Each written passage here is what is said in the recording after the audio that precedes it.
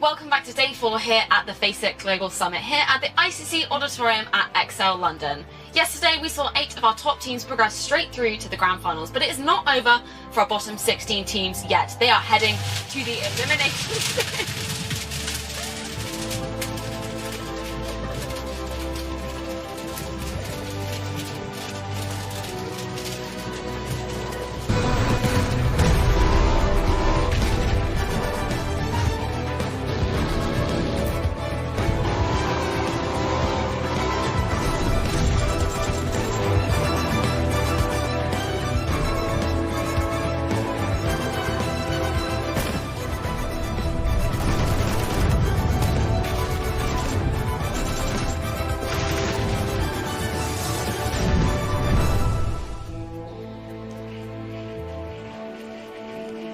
Are PEL's Finnish squad's Ensign Windstrike in trouble?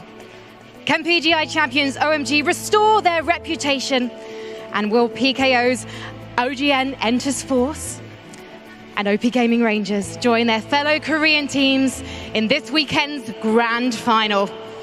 Welcome to the ICC Auditorium at London's XL. I'm Frankie Ward, and I, for one, can't wait to see who makes their last supper a chicken dinner. Yes! London, I love it. Now, our 16 teams are going to be praying for a very good Friday indeed, because at the end of tonight, we're going to be saying goodbye to 8 of them. And let us know what you guys at home think using the hashtag #FaceItGlobalSummit. Now, I know 3 very enthusiastic experts who can't wait to share what they think. So let's head over to the analyst desk. That's right, thank you very much, Frankie, as we are ready. It is sudden death here as we find out which of our 16 teams is going to make it all the way into that grand final. Welcome here to the analysis desk. My name is Kyle Aris, and to my right-hand side, joining me as always, the gentleman. We have Toffees and we have Avenger as well. Boys, so far so good for our group stages. Obviously, we saw 8 teams, the cream of the crop, truly rise to the occasion and find themselves in the grand final. Now, 8 of our teams will go home here from the 24. It's time to put up or shut up. These teams are looking to punch their ticket for first-class seats, sitting behind a computer tomorrow, or maybe sitting in the crowd, getting to watch. Either way, they're going to have fun, but I can guarantee which one they'd prefer. I'm extremely excited for this, honestly, because there are some teams here that are very much ahead, that some of them are sitting currently in the kind of the first spot, but there are some teams that have to do some catching up. Some of them are former world champions, some of them are seeded 1 in their region, so I'm really curious to see if they can step it up today. Just in case you're tuning in today here and have missed our group stage, let's re-jog people's memories as to how we got here so far and what is to come. We had 24 teams entering to start things off in the group stage, and from there, every team was divided into 3 groups, be it A, B, or C. We had those groups play against each other, and then from there, 8 of those teams managed to accumulate the most points. You can see up there at the top, led by an NIP, that those were the 8 teams that were able to find themselves in the grand finals. From there, of course, 16 of our teams have gone down into this sudden death stage here, the elimination stage. Do bear in mind, though, they keep all the points they accrued in the group stages, which kind of is an effective seeding method here for us to go into this elimination stage, and 8 teams will advance onto the grand final. And I'll be honest, when I heard about the format, I thought, well, surely there'll be a big deviation between sort of the beginning of the top half of that bracket and the bottom on elimination day. But yesterday, some of these teams came out crazy and said that $150,000 that for first place, I'm going to make it there, I'm going to win that. And those teams that were on the bottom put in crazy work yesterday. I'm really curious to see if these teams here at the bottom today are going to be able to step it up, because they had 2 days to try to do this. But so far, there's some of them that are really, really far behind. And I doubt that some of them are going to be able to make it, because we're just going to say goodbye to 8 teams. Yeah, we definitely are. I mean, we're obviously the $400,000 on the line here. The lion's share of that will be going to the top 4 teams. And first place is $150,000 and the title of becoming a world champion as well. Let's take a look at how all of the teams were seeded here coming into the tournament as a whole, and which groups they were in, of course. As you can see, this is where all of our teams derived from, and this is where the teams were able to make up their points. So again, in that group stage, we had A going up against B, then B against C, and then A versus C. And here's where everybody was able to prevail in their respective regions. And some of our #1 seeds didn't do as well as we were expecting them to do when it came to the group stage. I mean, a lot of our #1 seeds struggled, but I think part of that is how strong each group was. traditionally in these formats, we've seen sort of one group maybe surge to the top and say, oh, well, there's not very much A in Elimination Day. But it's actually almost completely evenly distributed. About half of each group was able to do well and the rest struggled. So I'm curious to see how it comes out as we move here to today. But yes, that's been the story of this tournament. Yeah. Ends. Tempo Storm, even at the beginning of their day, they struggled. So a lot of our #1 seeds have been having a hard time putting their feet in the right positions. In fact, the only two #1 seeds that were able to prevail and go into the grand final already, I think, were Tempo Storm and Armory Gaming. Armory Gaming at the very bottom there, but Tempo Storm from North America was able to do very, very well coming out of the MPL. Yeah, on top of that, because they had a really rough day one, and I was very surprised to see that they were able to kind of come out back on a wrangle and really make a comeback. And I think that made a huge difference for them coming into day #2. So I'm happy to see them there. Yeah. They're kind of the pride of North America MPL, and I'm really, really happy to see them in there because I think on the kind of the format in the grand finals, that's where I think they're going to really shine. You know, and Richard Lewis said that it's the emerging of a new dynasty in North America when he watched Tempo Storm play, and I agree with that. But the key to a dynasty is not always winning. It's being able to control the bad moments and bounce back. And they added a new coach recently in Micro, and he's been phenomenal for them. And what I saw on the first day gave me huge encouragement. The idea that I mean, it was a terrible start. 3 absolutely garbage games that they turned around and got into the top 8. So that is encouraging to me for tomorrow. Yeah, big moves and still all to play for here for our elimination stage. Just in case you missed all of the group stage, though, which all led up to this stage and then the grand finals coming up in the next 2 days. Don't worry, because we've got you covered.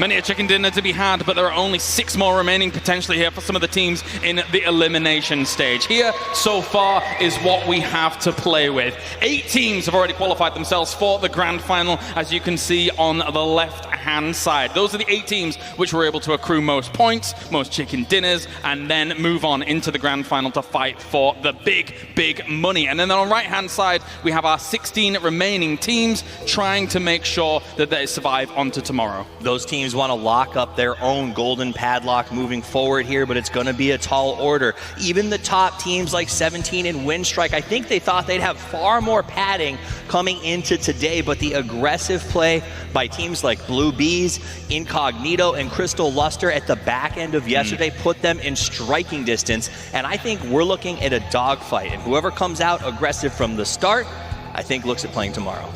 I couldn't agree more. I think these teams that are able to step up today, running the momentum from game #1, starting out strong from Miramar, these are the guys that's going to qualify easily throughout the whole day.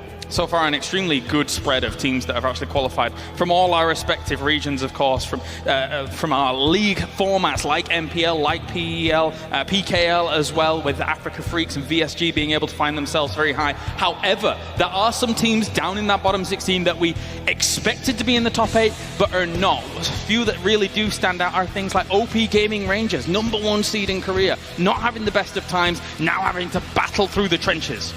And for me, OP Gaming Rangers, they took the same meta they have been using in PKL and tried to use it here as well, and that's not what you have to do if you want to succeed here in the international meta, because it's so different. You see teams from China that's going to breach you. You see punishes being made because of these teams. They're splitting greedily. They're used to being able to do this at home, but here we have the world's best, and you're not going to be able to play a greedy split and just play a very wide, broad arm.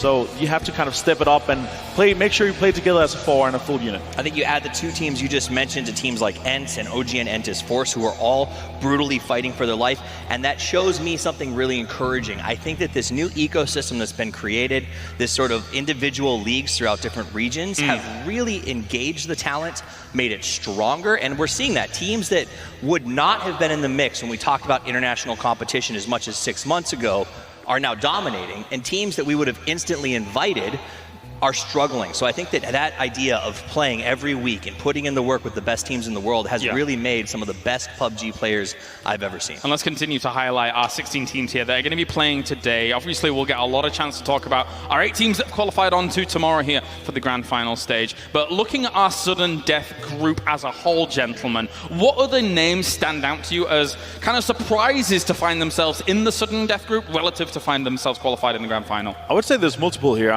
Korea for OP Gaming Rangers, Cloud9, 17 Gaming, even Envy, I would say I expected to kind of be contesting for that top 8. Obviously, ENS was a huge momentum coming out of Europe, but they didn't really kind of have a good day and didn't start off really well. So some of these teams I really expected to be there, but they're sitting in a kind of comfortable position, but they have to make sure that they stay ahead of their competition too. I mean, I agree with almost everything you said in terms of teams that are surprising to be down here, but teams that are surprising me and how close they are to getting out of the bottom has also been kind of a story here. Airwolf Team 1 in 13th place. I don't want to be insulting, but I was surprised to see them performing that well. Incognito's performance yesterday was nothing less than extraordinary. 3 phenomenal matches back to back to back. You know they're pumped to come in here. And if I'm one of those big guys that you just talked about, Avenger, I'm actually really worried because the guys that I thought were pushovers are turning out to be stumbling blocks. And here is the schedule for today. We will be starting things on Miramar, 3 maps of course, and then we will have a slight intermission. And after that, we will be going to 3 maps of Erangel as well. And I, just to ride on the back of your point, Top, is there for a moment, I agree with what you're saying. There was a potential coming into today that there would have been a very fine, defined line between what could have been, you know, our top 8 here for sudden death compared to our bottom 8 for sudden death. However, we saw some phenomenal step-ups from teams like MP5, Incognito, Brazilian Crusaders, getting themselves chicken dinners and keeping themselves still in the running. And that's the great thing about the format. Everyone's still in the running. And that's incredibly awesome. I mean, again, I'll mention Incognito because they only did 10 points on the first 6 games of play. They came out yesterday and quadrupled those numbers. And this, I think, is akin to way back at the very beginning. You know, we went with Athletico when they were the first OCE team to kind of join us. And every response I got was, man, it's just so cool to be here. These guys that we're playing with are legends. I'm just excited. But now OCE is a region, because of their new system and the fact that they're playing so regularly, that they feel like, you know what, maybe we can compete with the top level. And yesterday they proved it. It's true. Let's take a look at a more magnified view as well at some of our players that we want to watch, as well as kind of the whole team around them here coming into these sudden death moments, because we have kind of 5 names that we've picked out of our choices here. And we're going to start off, I think, over with Tixu there for a Winstrike. I would say here Tixu obviously is a player to watch. He's been playing for Winstrike and been playing in the competitive scene for a very long time. He's playing for Winstrike in a very special manner. He's extremely very all-around player. He can scout, he can do everything, and that's kind of the story for Winstrike for me. They're very flexible in kind of their manner, and what we saw yesterday as well, and kind of how they played and how they moved around on the map, especially in Erangel, taking extremely clever decisions is a huge kudos to them. So I'm looking forward to see if Tixu is going to be able to step it up for them and make sure that they get to the grand finals. For me, I'm going to give a shout out to our North American featured player, K-Mind. Coming out of Cloud9. I think a lot's going to depend on him today. We sort of jokingly call him the Forest Shark because of his Erangel play. This guy plays very good games when it comes... There he goes. That flick was actually like highlight of yesterday.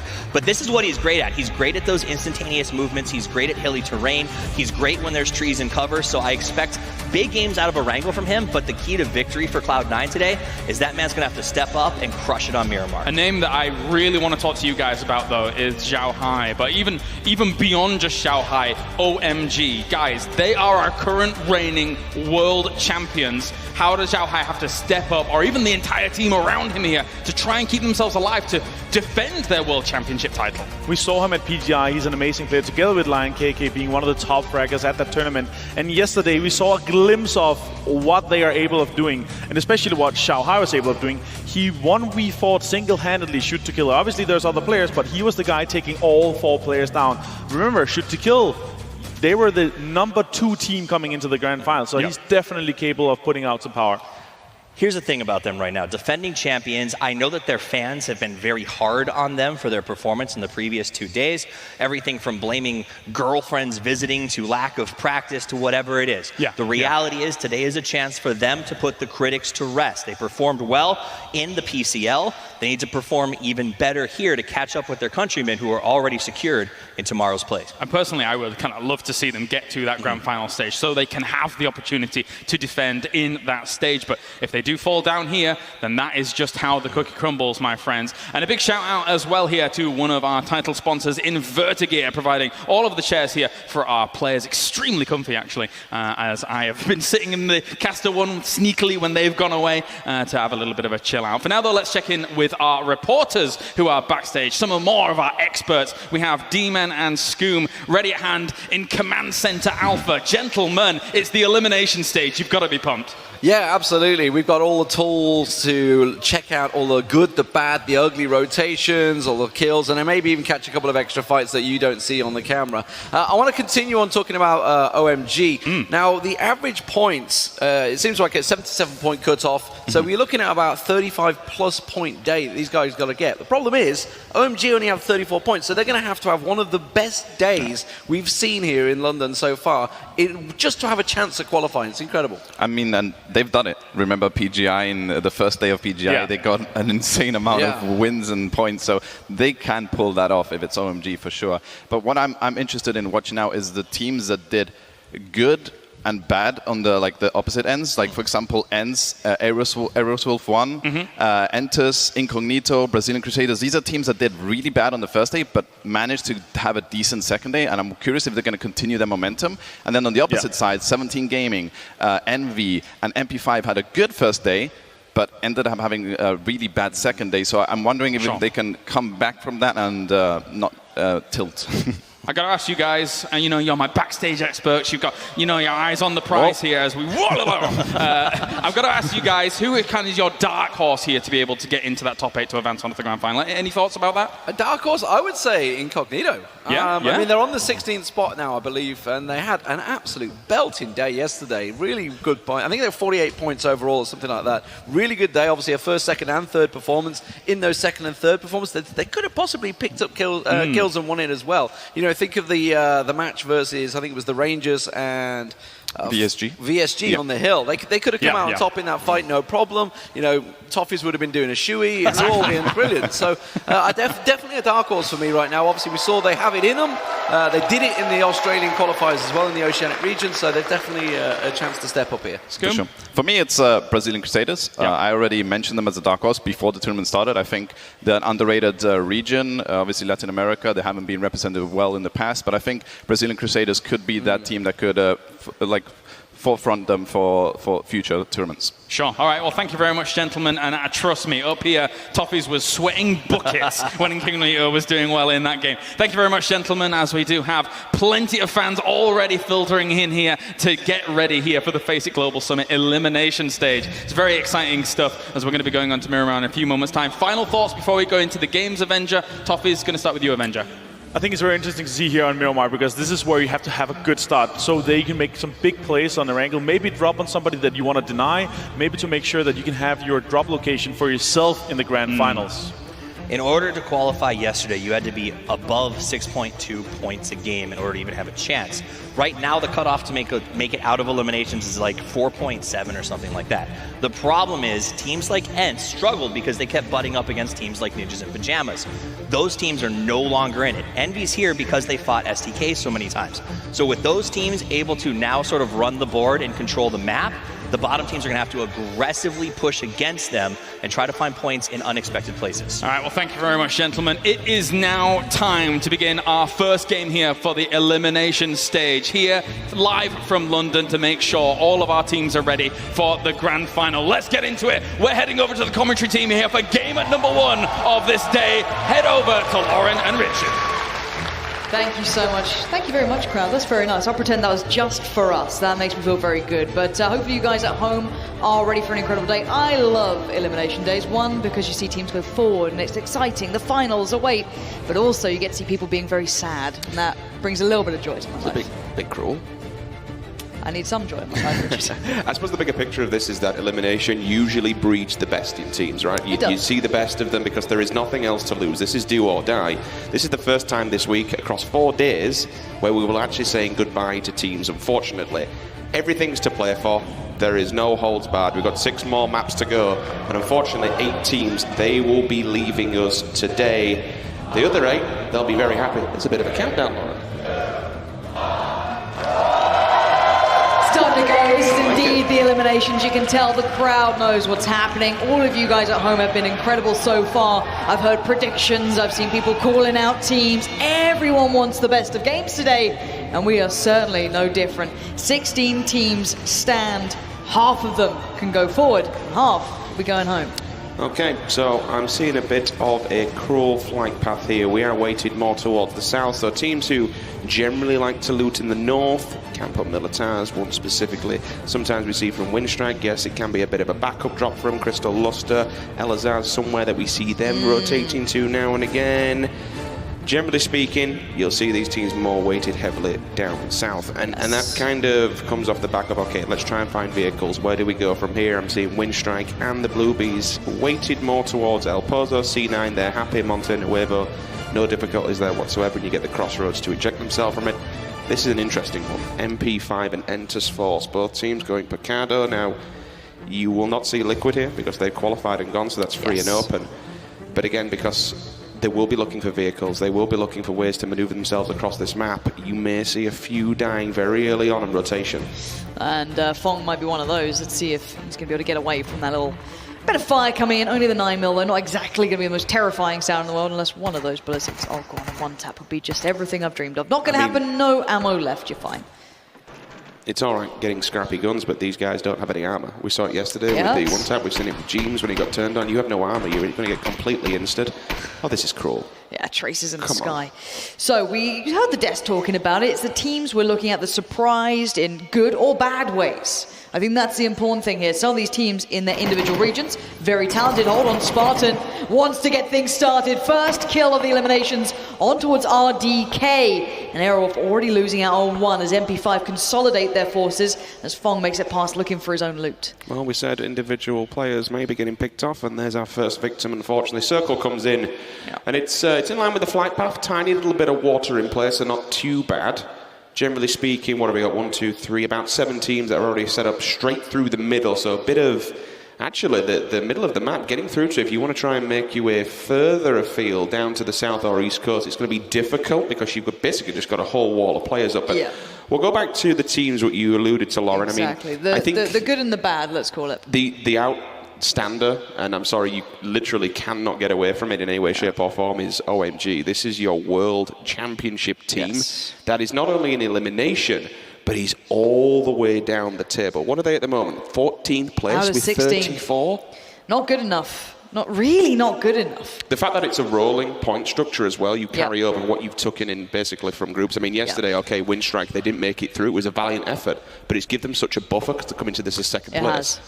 Yeah, they come in a good position. Someone else that we're looking at right now is 17 Gaming, a very good team who just missed out as well in the way they've approached it, sitting up towards the very tip top of the current standings, the rolling group stage as such. And we can't ignore the fact of the likes of Ents and Cloud9. If we're talking about regions, we can talk about potentially a double kill, 1 so far, but Shura might be in trouble as well. Aerowolf are not doing so good so far. Shura does have an AK, but he's got nowhere to run, nowhere to hide, and that's 2 big pickups for Scooms, dark horse of the tournament there, and Godly just had to watch this happen. Is this time to engage? Can you trade in? Can you do anything? He looks frustrated at what's just happened, and I do not blame him for a second. He's just watched his teammates get massacred. He does have a teammate in the distance, but it's quite far away. This is an interesting one, the fact that they've gone straight for the body boxes. They won't have the information that Godly say. I'm hearing bullets, and you can see the just hitting the floor. So a couple of warning shots there, which will allude to the information across the road to the rest of the Brazilian Crusaders that he might be coming across. It's an easy 1 point, but if you lose a player, is it really worth, you know, the game of trading off a pawn in chess? It might not be worth it. You want to take as many forward to that final circle as humanly possible. You mentioned 17 Gaming. There's a huge story here we have to talk about. For Cloud9, who's ironically on your screen, They need 3 excellent, absolutely outstanding Miramar We're maps. talking top 3 wins, high kills. Because after this, we go back to Erangel. And lo and behold, who's there? It's not Liquid, but it's 17 Gaming. And they're at the top of the board. They're pretty happy at the moment. There's a decent buffer by 6 points. It's not the biggest lead, but it's something. And when we talk about grand finals, these 3 teams, once again, even for the money, could still be butting heads, unfortunately, in Pachinki. It's turned into a bit of a bloodbath, that town.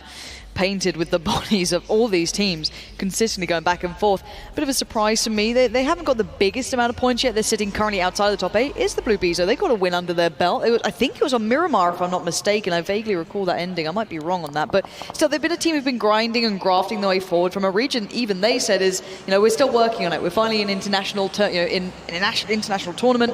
We get our experience. We get to learn, from other regions. But they've proven that they certainly have some real firepower to them, so it's been lovely to watch. I think that's the overarching story of the elimination stage, is the fact that we have from second, I believe it's all the way down to 13th, 12 teams and only 22 points separate them. And if people don't know, how many points for a kill or, things like that, it's not a great deal. It's you can jump pretty quickly from this. It's not like, it's going to take you 40 kills to jump up. So again, this is really, really manageable if a team has come into this with a good mentality and a good approach, did their research overnight, came back in fresh and are ready for the Olymps. But there is a still heavy weight towards the top end of the board. You get first place, you get in 10 points, literally instantly. Double-digit figures, and that's what you're looking for. If you put 10 kills in the bag as well, boom, 20 points, job done. And that is the biggest jump off. 6 points per second, so there is a bit of a fall, but basically, if you're 16th to 9th place, you get nothing. 0 points, nada. It's as simple as that. You need kills in the bag. The meta has shifted in this point structure. It's weighted towards going out, having some fun, getting some frags. And what better way to do it in an elimination final? You've got to go find those people, you've got to kill them, you've got to claim their scalps and do some work, because if you don't, unfortunately, there's a plane ticket home waiting. Yeah, hold on, I've just seen Tracer Fire coming out from OMG towards the Brazilian squad, who I think is still on rotation, but a lot of those were hitting. It was quite close on the route that they were holding, the 2-2 split. Actually, no, it's Lion KK on his own. I don't know where his support is. The rest of his team are elsewhere, but it is Lion KK. The man's known for his ability. As Indigo going to join in again, try to catch people on rotations, warding people away from their designated areas. And with the circle as it is, it's quite funny to look at right now on the map, purely in the fact that no one's in Leones, and that's almost slap bang center on the map here. We know that it does like to move away from big cities eventually, but literally no one wants to go in there. I mean, OMG are basically the bouncers of Los Leones at the moment. They can hold that line that goes straight through it, but really, a team playing at this level, would you just go diving into Los Leones at this stage of the game? In theory, you shouldn't. I mean, Winstrike might have the idea by playing the blue and going all the way down south. C9 are going to do the same as well. There's no real reason that you should approach OMG's position. Not that you know a team's there, but it's just you're basically going to die. There's going to be a team kicking it somewhere in Los Leones at this stage in the game. There's none. So there's kind of a, it's one of those things, like for OMG, I think, is it the best place to hold? Is anyone theoretically going there? And if a team does, then in my opinion, that's just them not really reading ahead of the game and understanding that that's going to be a roadblock. It certainly should be. All roads to Leones currently do have someone holding the entry points. Cloud9 took an extremely southern path here. They've gone all the way down, and Nerf going to put on a little show for the people. But yes, they've gone incredibly far south along that long coastal road, switching into the north now to try and pull themselves to a more likely position on that next circle. That's probably what they're thinking about, and most of these teams are thinking about, is the long kind of investment. They don't just want a good position for now, they want it for the next couple of circles, if they can get it. Lion KK decides to run over his teammate. That's rather unfortunate. It doesn't do any damage to your armor, your durability is fine, but when we talk about long game, if you get knocked, the more knocks you get, the faster you will bleed out, so it's never a good thing to see, and more importantly, it slows you down, and we've seen it time and time again where a team pulls up, a teammate will get knocked on arrival, and then a team just happily cleans it up in the distance. Rich, Fong's out on his own. I don't know where his support is or where his teammates are. That nade. And they know where he is. That nade is going to ring the alarm bell. Fong needs to run. The nade kind of gave away the game. He could get to his car and try and get out. That might be too risky. He's just on foot at the moment. He needs to try and hold the line. Spartan's on the way, but he's got 3-4 players bearing down at him. Fong, how is he going to deal with this one? Winner on the left becomes the victor of that battle, and the support is not there yet. The rest of MP5 tried to pull up. Spartan got in the vehicle, tried to support, but it was too little too late. They have to give up on their one man. And for AHQ, they are unfortunately dead last, 24th position out of all these teams, 16th coming into this lobby. They are truly a team that has nothing to lose. They need to be let off the leash, go wild, get some kills on the board, and rack them up, because obviously with the point system... Oh, Cloud9. Hold on. Again, we're seeing these engagements. We said the Crystal Luster was down here. They weren't particularly on a roadblock, but they found K-Mind. That's a big loss. K-Mind is your North American superstar who's in this. Everyone loves to watch this guy play, and to lose out on him this early, well, potentially lose out. He's only knocked for now. Lobes is desperately trying to find a way to get him back up. Profi is going to try and switch this around, try and give them a way out of this potentially, looking to maybe get some pressure back in. I don't know what CL are going to do here. Do they get further aggressive? Do they back away? This third party might have just saved them a little. This is Incognito from further up north, laying down fire. The Aussies might have just bailed out Cloud9 and not even known about it. I was wondering if CL might go for a different approach in a 2-2 split and try and rain down hell from above onto C9. I think the idea was there. You could see that from the rotation, maybe go up the hill and then just look down upon them. CL are crashing Leones. But, as you mentioned, it was Incognito that kind of threw a spanner in the work there.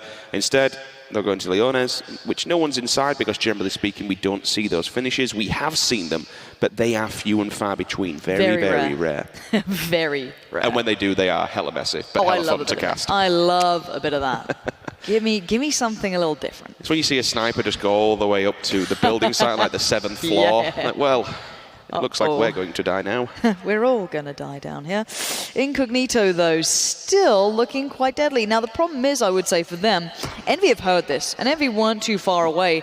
OMG, however, on the other side of Leones, this is out towards the west side, have worked their way forward. They've taken some buildings. We're seeing the Brazilians doing something somewhat similar towards the southern side, slightly from OMG. And Silent, not being subtle, nor living up to his name, lays down a bit of fire on the cross there towards AHQ, trying to find their route further into our central area of the circle. And probably for this next part, you will just see these long-range engagements, your marksman trying to pick up a point or two, just do a little bit of work, a few rotations here, there, and everywhere. But given the fact of where the circle's gone, everyone was centraled up anyway, so a lot of safety nets there. Not a lot of repositions need to happen, except for the players that are on the extremities of the circle. It'll be the calm before the storm.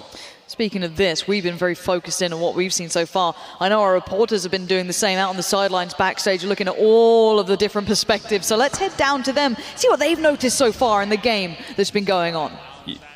Yeah, I mean, something we definitely need to notice in this circle that Los Leones is dead center, that there's only one team that's Crystal Lusters inside. And that the reason is teams are surrounding it, because if it does shrink to Los Leones, there's going to be enough space for everyone. So you see all the teams kind of playing edge, hoping they get circle. And if it doesn't, they can just bomb Los Leones. And it shrinks away. So 17 with their split has benefited from this and enters from playing the north edge of Los Leones as well. But they had a good entry to Los Leones, and now all these teams are going to have to struggle around the edges from the east. You see a ton of teams going to come in, and there's going to be a big fight, the fact that it shrunk away from Los Leones. Thank you so much. We are seeing the Orm potentially now in play as well. That's going to be a big boy pickup, and I think Brazilian picked it up there. I think he's got that one. And we're looking towards the east. We're looking to the north side of Leones, kind of slap bang actually in the middle of the new circle.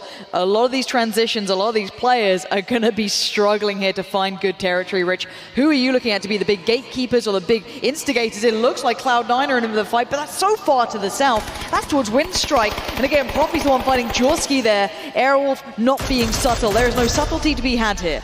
I think if you go to the southern side and actually come through Los Leones, it's going to be a lost cause, unfortunately. There's a lot of buildings there, and you won't expect too many fights because it is going to be pretty much edge of the border. The problem is, as we go further up north, the more open ground we get, okay? You have the dips, you have the divots, you have the rocks. There's a lot of things to play with on the topography of the map here on Miramar, but there are some really big, wide open areas, the farms, the fields, that unfortunately trying to cross them with this many players alive. There's still 16 teams, by the way, kicking it here. They've spotted him. It can get very messy. I'm pretty sure they know he's there, or something came from him. I don't know what. Maybe he didn't have a vehicle. Maybe he got left behind. Unless they knocked him, not necessarily knocked him out, but put enough pressure to force him out of the vehicle, because potentially they took one already from them. They're moving.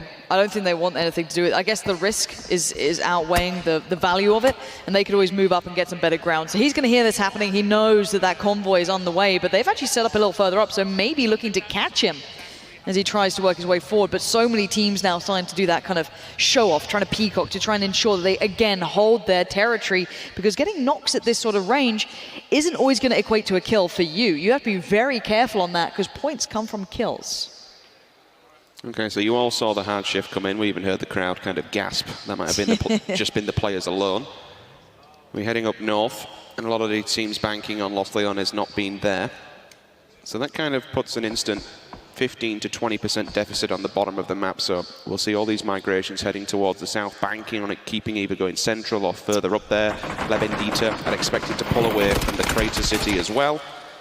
The Bluebees, we have to be aware they have some range, and they also have that Orm with the 4 times. The Rangers just missed out on it. They did sniff them out, and they were kind of back and forth. They saw them on the rotation as well. They probably don't realise that there are a couple of nasty guns here, so they have to be careful. And being held at gunpoint in this range, I mean, I like this play, getting up central like this, and up close and personal. Oh, another hard shift, back to back. That's harsh. You know what this kind of plays out for, actually? Windstrike. They're still on the rotation from their previous circle. Okay, they're down to potentially 2 players if the third has died to the blue, but they could get that last compound on the western side. Yeah, they could, but they don't know this yet. They might have been scouting it now. You can see them kind of looking towards it, but AHQ, OMG, any of the teams, if they just gun it towards it, if they have any idea that that's available, they're going to be off. But look at that southern side. This is going to be brutal for about 4 or 5 teams. Every team is still alive, keep in mind. 16 teams still standing here. Zhao Hai, this man has some real firepower in his play. We saw that come through on Erangel just yesterday, and now Silent wants in on the action. This is messy as hell. Incognito might be the first to feel the force, and actually, it's not even OMG finding that. That's ENF. That's be the first pickup, but is it confirmed for them? It is. The points go to them. OMG could have done with those points. They want to get involved in this. There's 4 1, teams. 2, 3, 4. We got, Entus actually now fall victim. That's going to be Ents from nowhere. So 5-team battle royale here. This is a madness. OMG needs to be careful. The Brazilian Crusaders are right behind it. They could strike at any time. So this is where you put the smokes up. You use the curtain, the veil, just to hide yourself from behind. Otherwise, unfortunately, you might be getting split because they are in the 2-2 direction here. In such bad trouble, Rich. They have so little cover to play off. They're using the cars as best they can. But here come the Brazilian side. You said there could be a chance against the fight, and they're doing it. Lion KK goes down. Zhao Hai has fallen. Rogi's on the push as well. He's got to know there's more here. Silent's still alive, but he might want those kills. And he's pushing up Rogi over the ridge. Does get found. Silent swings out from the rock. OMG still stand, but for how long? Cloud9 have turned up. They're going to try and third party the Brazilian team, but this is so messy. There's about 4 fights happening here. Lobes is getting points in the pockets. They did lose out on one on the way. I think Nerf got caught up in the fire. Can the Brazilians hold on, or is it too little too late? Because bear in mind, Silent is still keeping some of them busy. Teammate finally goes down in the blue. Brazilian Crusaders, though, from nowhere. That's a bit of a respite for them for now. I mean, Brazilian Crusaders did so much damage to OMG. Silent literally has to get Clouds up. And he has to run a gauntlet because he's so open. Yeah, especially all the attention. from the line of... Oh, the gauntlet. That's it. It's as simple as that. Lobes and Profi just wiped them out completely. Too much attention was drawn their way. Somehow, Incognito have survived this. They had 4 teams looking at them, and the attention switched. The Brazilians moved up. They got traded on. And we saw OMG, who took a lot of the attention, then got traded into. Now, Cloud9 are moving Profi up. They're trying to move their pieces forward. Oh, gosh. So close to going down. This tiny town is now housing 2 teams already, and the Rangers highlighted on the desk.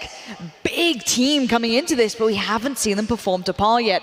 This could be their day. In my opinion, they need to win this fight because you'd expect the circle to shift away, but also, regardless, it's not the best place to be in. You are basically just boxed in here by a ridgeline on the edge of the crater. You've also got the rest of another team, the remnants of AW1, just lingering on the compound to the left-hand side of it.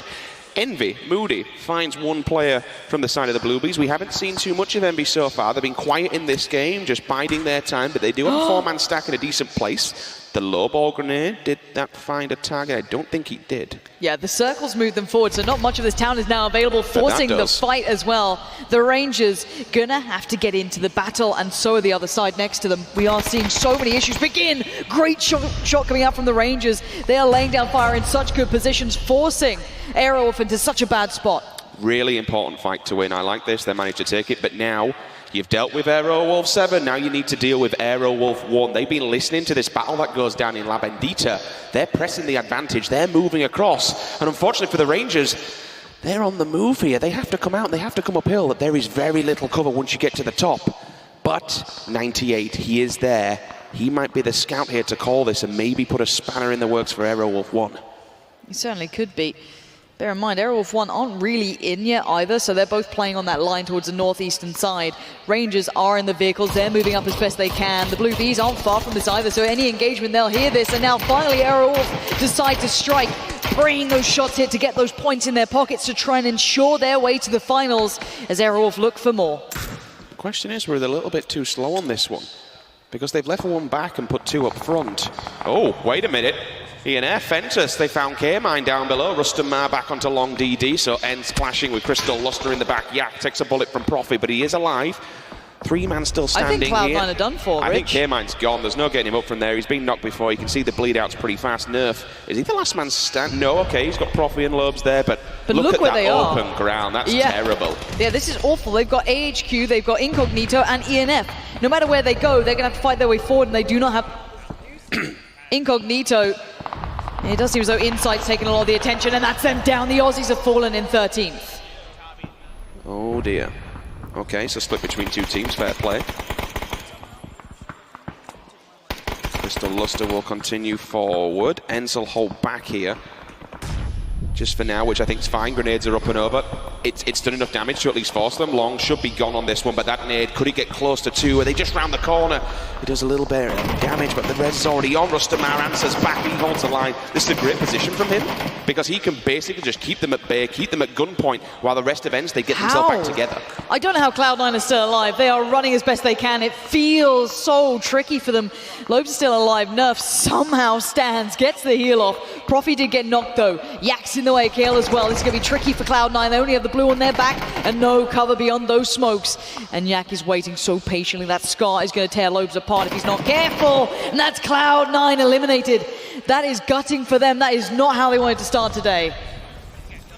Entus, they're in 7, so they want to jump up the board here. Squeaky might go for the res on Rustam map, for the simple fact the blue won't confirm him just yet. He might have a bit of time. Again, all this has been happening, Lauren. Envy really still haven't done much. They are waiting. And there's so many teams on this eastern front all the way down south. You've only got one team in the middle here, and that's 17 Gaming, current #1 in this lobby. And they have only one of two compounds. The second one's free, and that's just north to the left-hand side of them, which AHQ may commit to because they're now outside the circle as well. But with the line of sight that ENS may be provided by the top of these oil drums, would you say, maybe they can do some damage to 17 to allow a push in, because they'll basically hold them back. Oh, that nade! Long DD couldn't get away from it. Trifoli's throw is phenomenal. The observers can't even find him, it's that far away. They're trying to get to him desperately. But it's not without an answer. AHQ have found them in the meantime as well. So everyone knows kind of where most people are. Bluebee's trying to make a move, as it will be time to go pretty soon. Aerowolf on the flank as well. Maybe trying to find a way around towards the Rangers. They spotted them out earlier, working their way out of that small town, and they're going to spot them out again, out in the open, trying to make a move for it. This is so tricky for both teams. It's that, how long can we wait? Will the blue take us down, or will it be the enemy? Aerowolf put the smokes up. That's all the utility committed to this fight. There won't be much left in the bag. Rangers. They are eliminated in 11th place. Not a great placement for them if they want to get up there and get out of this elimination stage. Bluebee's still kicking it, still alive. Trefeli wants to answer back. One of his teammates was taken down earlier on by the M24. Goes for the long shot, doesn't get it. Now Envy, time to strike. They found the edge of Crystal Luster. They've been waiting for a while now on the edge of this circle. And all of a sudden, just like that, they pounce. They pick up some points and they eliminate Crystal Luster from the server. Good to see Envy kind of winding themselves up here, trying to get warmed up into this fight already. We are seeing the rest of Aerowolf still punishing teams here. Working their way up and over the ridge, going to get the shot through. Is there any remainders for the Blue Bees? I'm not sure where they're hiding. Brazilian's still alive. I thought he was the one with the Orn, but he's been taken down. Blue Bees gone. They did just about scrape into the top 10, but that's not the result they're looking for. Again, 17 Gaming still in prime position. Envy in a good spot. It's the other teams who will now have to run more than a gauntlet to try and find their way home. Rastamar, what a shot. Again, this has all been provided by this line of sight that these oil containers do provide up there. One player comes running out and straight back down. Look at that nookie. Yeah, Spawn's still there though. I mean, he's only a one-man band, right? You need to pick up as many points as possible, so just knock in and flush it instantly. That's the only thing he can do, and fair play. There is a response. Mika just back behind the tree. One player falls on his opposing side. Hexagon's down. Katao as well. The Envy pushes. Rio, Windstrike go out while all this is going down. The North American team, again, from one team to another, they control the inside. That's huge, that's done. Can't get away from it. Really well played from Envy. Under all that pressure, they still came out. Peeking that ridge, I don't know who it was who didn't have the helmet, had nothing. They're still playing that peak. Very, very brave, and it's paid off, and then some. The Northeast is theirs, but the circle is not there. They have to run through a very open area, and I think they know that. I'm so glad you touched on it, because this becomes an IGL problem. You have to decide which fight you want to take and where you want to go. Now, for them, actually, there may be a bit of respite here. Mikas has somehow made it up to 17. They want to get aggressive and keep him away from this compound. Two players made it up at the back of that. There is a response, though. That's you can Envy. see that's Envy in the backlines, which causes problems for Ends. But getting two to this building is huge. 17 should not have allowed this whatsoever. And again, you're basically playing out of two containers here. A couple of grenades, you are very boxed in. This is easy pickings. For a second, I thought that was going through. For a second. And of course a crit as well, why not? Why not? Just beef them up a little bit. Envy saw this happening. I'm surprised they didn't take this as the time to start working forward. They actually might be doing just that now, seeing that 17 Gaming are clearly distracted by the Finns, and I don't blame them. The Finns are applying so much pressure. Squeaky and Mikas, balls of steel to do this sort of play. Moody, that nade's going to force you running. Get away, run away. That's going to keep your bike out of the game. You can't crash compounds now with that. Surely not. Thriftly tries to make a run, and there's so many eyes towards him. YY goes down, but there's the trade back in. 17 Gaming starting to show some teeth here. Mikas is actually on the shoulder peak here. He was trying to use them as bait, let his partners in crime die and maybe respond to them. But this is, I think Envy have done a really good play here. While all this has been going on, they've taken the ridgeline. This was the only denial of line of sight in this open field. Okay, you could have gone for the barrels, but there wasn't much else to play with. But this is why I like what Moody and the rest are doing. They know their weak point is going to be that western side, so they have to clear that out, and that's why Spartan going down is a huge tick in the right box for Envy. There's still one man over there. That's for AHQ, that's SR, but he's not going to be taking fights like that. Oh, Mikas catches shots. Oh, Mikas! The double kill. YY and Shocks punished. Is it go time? Would they dare? No. He oversteps. He gets too confident. It's going to be 17 Gaming holding on. But now, look who's coming up at the back lines. It's going to be ENF. They're working their way forward. They've got two players. This is the time to pounce. 17 Gaming are surrounded. Ends one side, enters. They time to strike, but unfortunately knock. The answer's there. That's Envy. That's still across the road. They just jumped up. He's got himself into an elevated line of sight. Pack Cap's on the back as well. They can dictate the entire circle now. They have complete coverage and can see every single team. And more importantly, nobody's behind them. This is huge for Envy, but that is a messy, messy southern side. SR could still be a problem, but he is not in the picture right now. We need to look at what 17 Gaming are up to, what Yak can do. Can he be that dagger in the back, or is it all going to be Envy's? And still have players alive, or should I say player alive. Squeaky being very patient in this. Yak, there's so many individuals left. We have Envy, and then so many snakes, so many isolated players. I don't think SR can do too much. Yak's gone. That's one of the snakes you spoke about. 17 get a bit of respite for now. That's a really good angle and a beautiful response. He'll take the top of the building, which if they have... Oh my God, he spotted out another. He's seen him. Packcaps has been spotted. He's using the box with the now. Oh my God. He peeks this. He's a one-shot. He's going back in. Oh my God, this guy is insane. He needs to heal. He needs to do something. The Blues can be moving forward. The nade is sublime. Now that puts 17 Gaming in a bad position. The answer of the nade confirms the knock. Squeaky looking at that kill feed, counting down the time. SR, the timing, it could be perfect. Like a knife to the back, this could ruin Envy.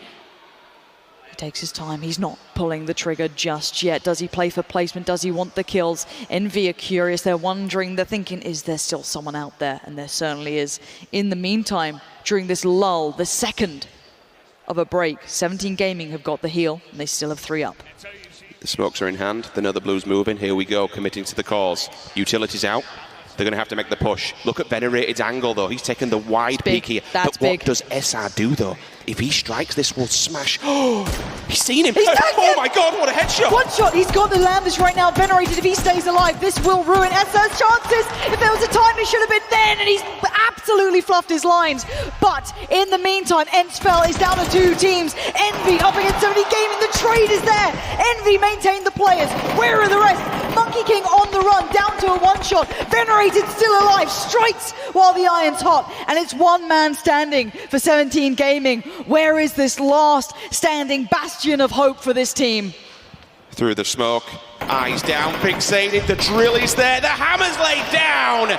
North America comes out in top, and what an absolutely phenomenal finish.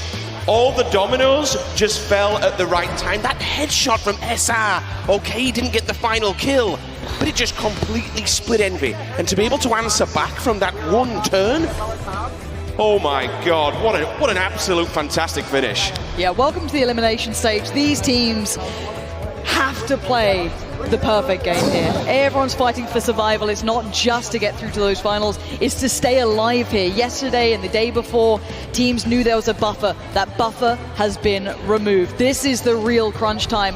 And what a moment for Envy. They were quiet. We talked about them earlier, mid, they weren't, singing and dancing everywhere, but that late game, oh my word. I always think what could have been in PUBG. It's always coulda, woulda, shoulda. Imagine if that had been an M24, or if that second shot would have landed and Venerated would have gone down. That would have allowed 2 players from 17 to cross the road. That was the flank they were going for. And they had a smoke as well. They did. They could have made that. There was a chance. There was a world in which that would have worked out for them. So 17 coming in second, that's good for them. They were top of the tables. AHQ, only 3 kills and a 3rd placement when you bottom of the table. It's going to be nice, it's going to spur you on. I think, okay, we can get this done. Entus, Ents, another few teams vying for that top spot to be able to qualify to the grand finals. But Envy, they came into this with joint 64 points with C9, 10 points for the win, and I think in total it was definitely at least a 10-point game, I believe. Yeah, again, we're seeing good results here for teams that want to start pushing up in these positions. 17 Gaming are just creating that big lead for themselves. Well, 2nd position with a lot of kills, as said, very, very nice for them.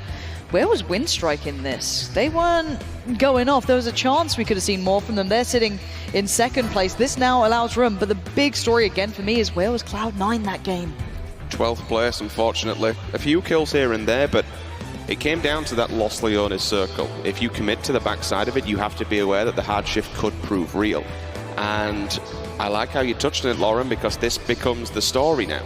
They need good games here on Miramar, because once we're done here, you'd have to predict that 17's going to be up at the top of the board and feeling comfortable at least. You'd imagine so. Then we go to Erangel. What happens next? Oh, you are Pachinki. literally on that edge of 8th place of going home. They are going to have to move. I'm sorry, but if they commit, if they're literally on the edge here and they commit to Erangel, that might be doing their own grave for me. I'm worried. I'm worried for one of the North American teams. One of the other North American teams who might not need to be so worried right now will be Envy, and Interroga himself is waiting down there with Freya. Let's hear from them. That's exactly right, Lauren. I'm down here with Interroga. That was such an incredible game. We were just talking before we went live, and we were saying that you guys failed to get a win in the group stage. Now you've come in here and you've done it. How is that feeling? It's feeling really good.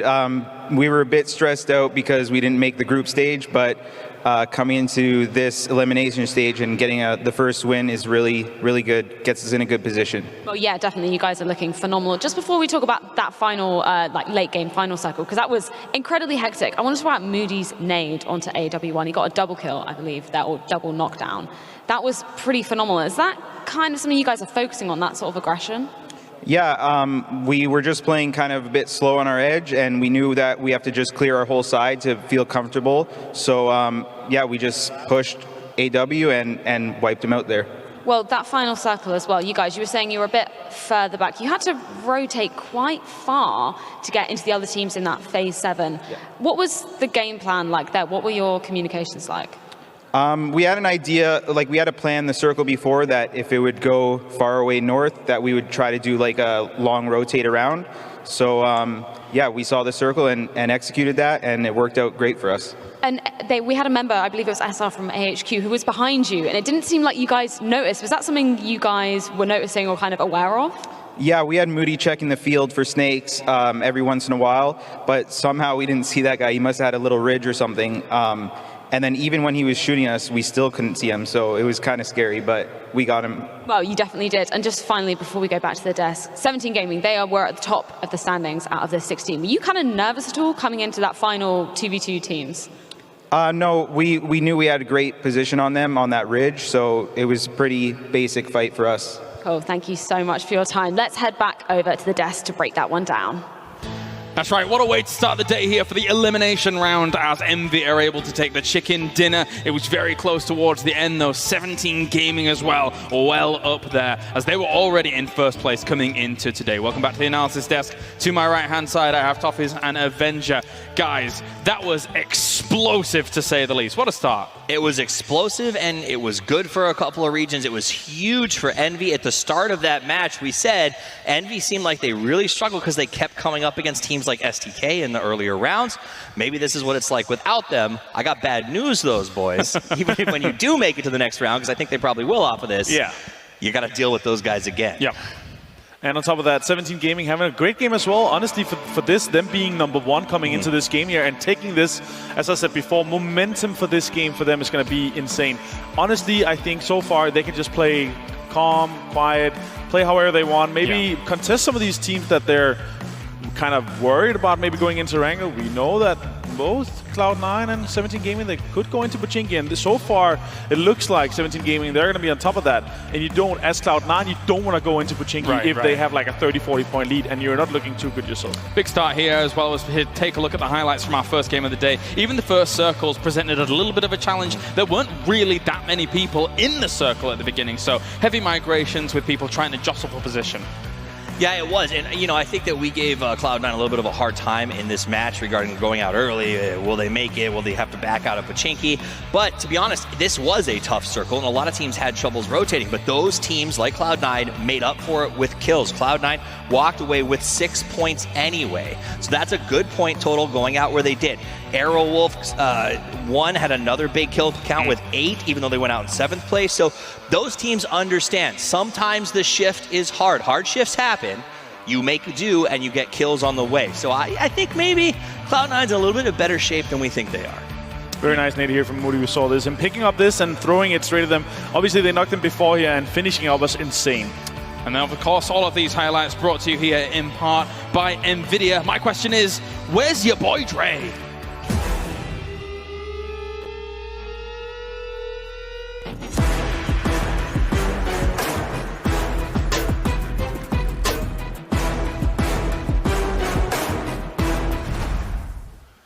Your boy Dre's on the screen, but he's also in the finals tomorrow playing for the big money. And there's a couple other people who are slavering to be there and fight him for that position. And we saw it in this game, Martin. It was absolutely crazy how aggressive these teams came out, how smart they were playing. I got to give it to 17. Right. That compound that they were holding, God Compound's got great loot, but terrible cover angles. Them able to go that deep from that style of compound was very impressive. Let's take a look at the standings here from that game, of course, as we need to tally up our points as Envy is able to get themselves 22 points all the way to the top, though. 17 Gaming, 16 points for them, getting themselves that 2nd place. I know there's a lot of fans for 17 Gaming in the audience already, and then obviously our points go down from there. Quite a lot of kills, very kill heavy up towards the top, I think, this game at this point. Yeah, and on top of that, Envy was looking extremely good going into this as well. Yeah. These 22 points is most likely going to put them at the top of the leaderboard, very close to 17 Gaming. On the other side, I'm looking on the right side right now, and it's not looking good for our former world champion. 2 kills only. Correct. And as I said before, you have to start this momentum early. If they want to go into a wrangle, with a high rise, they have to start having a great game here in Miramar. So while this board's still up, I do want to point out, it looks like the kill count at the top is very heavy, or the scores. Yeah. It's because guys like Aerowolf 1 are in 3rd place here, but I mean, they went out in 7th. Cloud9 went out all the way down in 12th, for crying out loud, and they're up on top. So this, I cannot overstate it. In a series of 6 games for your life, I guess it makes sense that the best way to defend your life is to kill as many people as you possibly can. More so, I think, than placement today. It's going to be about aggression, raw and unbridled. Definitely feels that way. Ents came into the day at 6th place with 63 points, and they get themselves 8 there off the back of it. And as you guys were mentioning, when they got themselves to 4th place in the end in that game in terms of placement, but they did manage to eventually get down to where 17 Gaming was, because the sightlines weren't that great for 17 Gaming. Ents couldn't quite round out the kills there. Yeah, Ents made one of the best transitions I've seen off of their hold position in a very long time. Yes, they didn't clash and kill 17, but they did the transition in such a way that they created sort of a devil's agreement between the two teams, where 17 said, look, you earned that spot. We're not going to come around. We're not going to risk resources to push you. And likewise, Ents said, okay, we're going to hold our position and wait it out. And I think that was smart by both of those teams. Sometimes the better part of Valor is knowing when to stand off. Let's take a look as well at our winners here from this game, of course. Envy's rode through this game as a whole, Avenger. There's multiple things to it here, as we also heard in the interview. Them being able to position themselves, especially here in this dip here, taking control of the whole fields, enabled them to get this win, because they took so much control. They put pressure on everyone else kind of outside of the field, and then made sure that they cleared out the field. Took one guy, sent him up to the road to make sure that that's kind of a safe, and then made sure that everybody else could get up there. Getting 12 kills here is extremely important for them. It feels like that was actually one of the most important moments in those final circles. So let's paint the picture once again. Envy taking that road edge seems extremely powerful, because then they're kind of locking everyone out of. And 17 Gaming kind of did the right thing, I think, in trying to go for a wide angle, but it was not successful in the end. Yeah, I mean, I think Envy played that as well as they could have. They had to deal with really 2 snakes in the grass. In one case, AHQ by all means should have ended their run there because of the sneaky attack on Packhouse from behind. But some good gunplay and the ability to cross the road at the right time gave them priority over 17. Let's take a look at the X factor of the match as well here. Brought to you, of course, by HyperX. And what is it gonna be? I have one in mind. Let's take a look if we see it. And it will actually be dealing with Shu up towards the top. And there were a few shots here and there, but grenades are king, Avenger. This nade here, just him hitting it, and then it like kind of just dropped in and stopped, and it was cooked perfectly. That was fantastic, and that made a whole change for them. Opened it up. If he got a heal off on that on the roof there, he would definitely have taken out 1 or 2 more members, that's for sure. And I think it's the little moments. So we saw him with the scoped rifle. He knew he wanted to grenade, and instead of just going straight to the grenade, he pulled out the SCAR, he fired off a couple of quick rounds, and we saw that. His opponent dropped down to make sure that he was avoiding the spray, and that gave him a little extra time to get a cook just right and toss the grenade. So it's the little things, that little micro play that makes them so excellent. And as Avenger says, not dealing with a threat with such a position of power could really kind of cause you problems later on. So really eliminating threats one after another. Very good stuff there by MV for the first game of the day. Other teams I can talk to you guys about. AHQ getting themselves a 3rd place. They really do need the points, of course, with the 3 kills that they were able to accrue off the back of the 3rd place as well. Yeah, I mean, they were sitting at the bottom so far going into this. Them having kind of this start that are just accruing them a bit of points all over the time. We talked about you need to have a pretty decent average point per game. And also Demon said if you want to be there, you're going to have at least like 70 points or so. But when you're that many points behind, they're going to have a shoot to kill or NIP style of day for them to make it into the grand finals. And honestly, had that first fight or that initial engagement on K-Mine gone a little bit differently, AHQ could have been playing a very different game. In fact, there was a moment where we thought maybe even Ents would prove to be the spoiler in that match.